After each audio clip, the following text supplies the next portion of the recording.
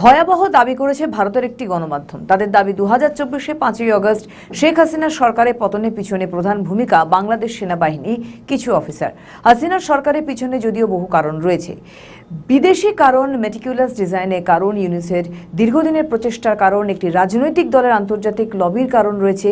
এছাড়াও এই আন্দোলন যে কোটা আন্দোলন ছিল না, তা এনসিপি নেতা নাসিরউদ্দিন পাটোয়ারি ও হান্নান মাসুদ স্বীকার করছেন যে হাসিনাকে ফেলে দেওয়াই তাদের টার্গেট ছিল।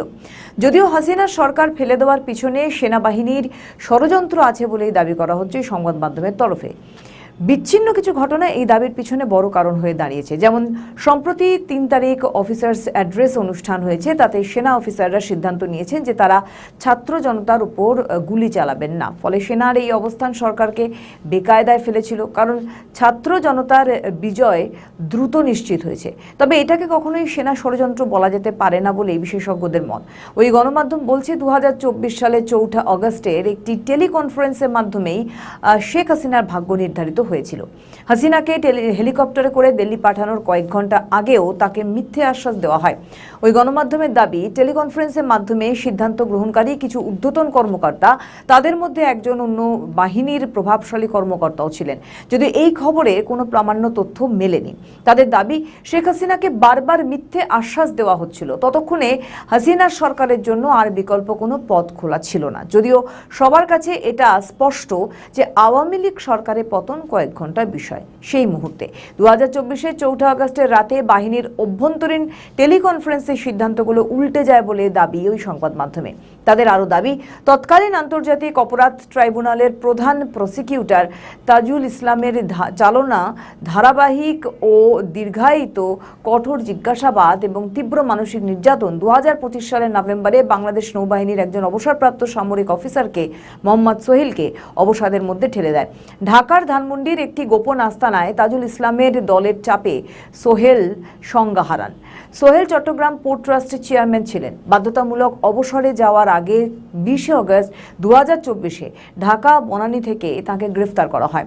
তবে গ্রেফতারের 13 দিন আগে তাকে সিপিটি থেকে সরিয়ে নৌ প্রশিক্ষণ ও মতামত বিভাগের কমান্ডার করা হয়। এমনটাই সংবাদ মাধ্যমের দাবি। প্রাক্তন সেনাপ্রধান অবসরপ্রাপ্ত জেনারেল ইকবাল করিম ভূঁইয়া, লেফটেন্যান্ট কর্নেল হাসিনুর রহমান সোহেলের বরখাস্ত ও গ্রেফতারে সক্রিয় ভূমিকা পালন করেছিলেন। এছাড়া 2024 সালে 6 আগস্ট প্রাক্তন নিরাপত্তা উপদেষ্টা অবসরপ্রাপ্ত জেনারেল তারেক সিদ্দিকীকে সমুদ্র পথে দেশ থেকে পালাতে সাহায্য করার জন্য সোহেলের কাছ থেকে স্বীকারোক্তি আদায়ের চেষ্টা করা হয় বলেও কিন্তু দাবি ওই সংবাদপত্রে। পরে হাসিনা অবসরপ্রাপ্ত মেজর জেনারেল তারেক সিদ্দিকীর বিরুদ্ধে একটি হত্যা মামলায় সোহেলকে রাজসাক্ষী হওয়ারও প্রস্তাব দেওয়া হয়। ধারাবাহিক হত্যাকাণ্ডে মেজর জেনারেল জিয়াউল হাসানের যোগসূত্রের প্রমাণ যদি দিতে পারেন সোহেল, তাহলে সোহেলকে সপরিবারে বিদেশে স্থানান্তরের প্রস্তাবও দেওয়া হয়েছিল বলে সংবাদ মাধ্যমের দাবি। ছাত্র আন্দোলন তীব্র হওয়ায় প্রাক্তন প্রধানমন্ত্রী শেখ হাসিনার নিরাপত্তা উপদেষ্টা তারেক সিদ্দিকী বাহিনীদের উপর নিয়ন্ত্রণ হারিয়ে ফেলেন। সামরিক সচিব সমন্বয় করতে অনিচ্ছুক ছিলেন। সশস্ত্র বাহিনী বিভাগের প্রিন্সিপাল দক্ষতা দেখাতে পারেননি বলেও দাবি করে ওই সংবাদ মাধ্যম।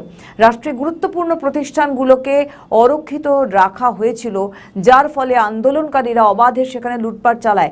পুলিশ হত্যাকাণ্ডের বিষয়ে যে তদন্ত, সেটা ইউনিসের আমলে বন্ধ করে রাখে, ফলে মূল তথ্য প্রকাশ হয়নি সিসিটিভি ফুটেজ থাকা সত্ত্বেও।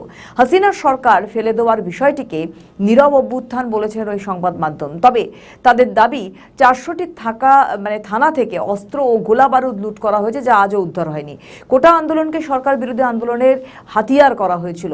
প্রশাসন পরিস্থিতির উপর সম্পূর্ণ নিয়ন্ত্রণ হারিয়ে ফেলেছিল, ফলে সরকারের বিরুদ্ধে জনরোষ তীব্রতর হয়। ঢাকা, চট্টগ্রাম, রাজশাহীর ভিডিওতে দেখা গেছে প্রতিবাদ মিছিলে জনতার পিছনে থাকা ব্যক্তিরা পিছন থেকে গুলিবিদ্ধ হয়ে হঠাৎ মাটিতে লুটিয়ে পড়েন। অর্থাৎ মিছিলের মধ্যে তৃতীয় পক্ষ ঢুকে গিয়ে স্নাইপার ব্যবহার করেছে।